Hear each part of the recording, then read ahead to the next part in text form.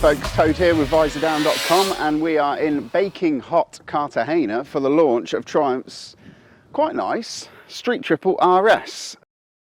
So very quickly, this is available November, and the list price of this is £10,300 on the road, which I think is pretty good value considering that's almost basically exactly the same price as the old outgoing Street Triple RS. Triumph have really got to get this bike right. It's one of their biggest sellers. They've sold 90,000 of these things since they were first launched. So it's not really something you can just change massively. You know, you've got to try and keep the core users of the bike happy, and I think that's what they've tried to do with this one. So let's go through the bike in a bit more detail. So straight into the engine. So of course it's the 765cc Moto 2 styly engine in this, but the RS version has actually been worked on by the Moto 2 engine development team. It's got 9% more torque across the mid-range. It's got 9% more power, so this is now putting out about 121 brake horsepower and 79 Newton meters of torque. How have they done it? They've tweaked the exhaust, so it's now a twin catalyst as opposed to one, which has kind of reduced the restriction a little bit. They've upgraded the inlet as well, so that's basically making the engine breathe a bit more freely. And there's a new balance pipe on the front of the exhaust manifold as well, which is quite obvious that you can see is a much more refined item than previously.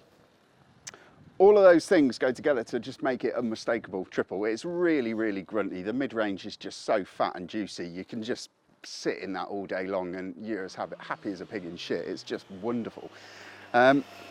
It's got that unmistakable triple sound as well. They've revised the exhaust system, so it's a completely new end can and silencer arrangement on this bike, and it does sound really, really crisp. I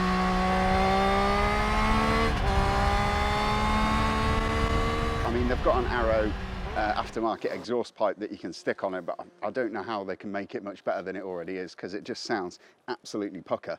Onto the suspension. So it's kind of the keynote speech of the Street Triple RS is its handling. I mean, it's always been this agile, fun, lightweight, accessible bike that you don't have to have masses and masses of bags of talent to be able to exploit it. And it's the same basically. I mean, you've got Showa big piston forks up front, you've got an STX Olin shock on the rear. The suspension earlier on the road, I did notice that it felt really, really plush up to a point, and then when you started to push on some of the sort of undulating Spanish roads, it did start to feel like it was maybe a little bit underdamped. But it's fully adjustable, so you can do whatever you want with the suspension. This afternoon, we've been riding just on the track here at Cartagena, which is absolutely pucker. If you've not done a track day here, get on to No Limits and get one booked, because it's really, really good. But this afternoon on track, they've tweaked the suspension settings, both front and rear, and it's a pleasure to ride. It's kind of what the Street Triple, and especially the RS is known for, is just how much fun it is to ride and how much of a really enjoyable and user-friendly machine it is. And it has lost none of that with this update, so do not fear. Onto the brakes. So we have got Brembo M50 monoblock calipers on the front, and we've got a single sliding caliper on the rear, which is Brembo as well. You've got a really lovely, I really get on with the setup, the braking setup on both the Street Triple RS and the Speed Triple RS. They've got that lovely Brembo MCS lever, and it's just got one of the nicest feels to it of any bike that I've ever ridden, in all honesty. It's just a really confidence-inspiring setup.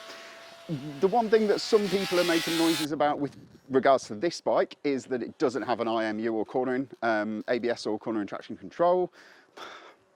I don't know if you really need it. I don't think it takes away from the riding experience of it that it hasn't got it on there.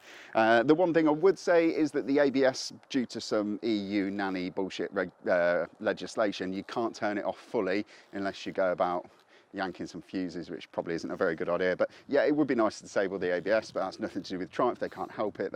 They've had their hand forced on that one. So onto the handling of the bike. I always find Street Triples effortless to ride. Getting it from apex to apex is more an act of sort of telepathy than physical exertion. You just sort of think about where you want the bike to go, and it just goes there. It's really eager. It flips from side to side just beautifully. And this track, particularly Cartagena, is a really, really good test for this bike, and it shows all of the bike's best bits really, really well. There's a lot of fast changes of direction where you can just sort of, you have to get the bike on its ear and sort of really, really feel the grip through the tyres. And then there's a lot of fast corners as well, where it's also surprisingly stable, which is not one of those things that you normally get a really, really flickable bike that's also got great stability. So thumbs up to Triumph on that one. So onto equipment. So this Street Triple RS has got an upgraded dash. It's basically the same TFT as before, but it's got different styles within it. It's a bit tricky to read, if I'm honest. If I had more time, I'd go through the menus and maybe change it so it was like a standard rev counter sort of display, but they put a lot of work into it. You can use the My Triumph app, which sadly isn't quite ready for us to test out here. And if you buy the Bluetooth module, which is a bit annoying because it should already come with it if it's got the dash, but if you buy the Bluetooth module, then you can do turn-by-turn navigation. You can control your GoPro through the buttons on the controls. I mean, it's got everything else that you'd need. It's got your trips, your range to empty, it's got your temperature, you've got 5 riding modes, including a user configurable one. Yeah, all the bells and whistles that you'd need if you're going to be riding it on road and track, so that's all good. So what do we like?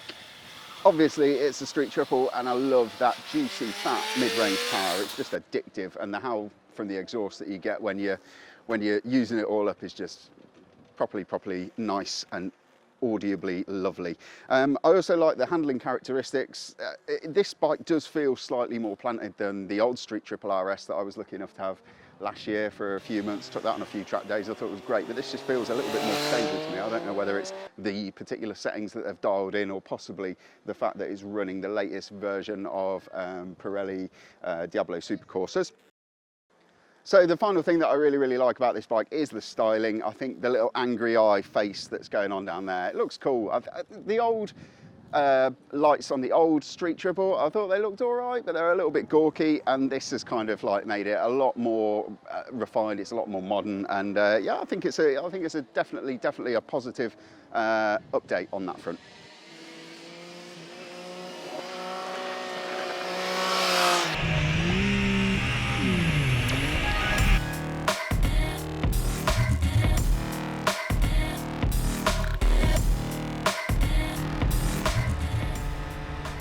So, in the verdict, yeah, it's still probably the bike to choose from in the 750 to 1000cc naked bike class in my mind. It's got excellent versatility. You could do a spot of touring, you can commute on it, and as you've seen today, even if you're pretty shit on track, you can have a lot of fun riding the thing on track.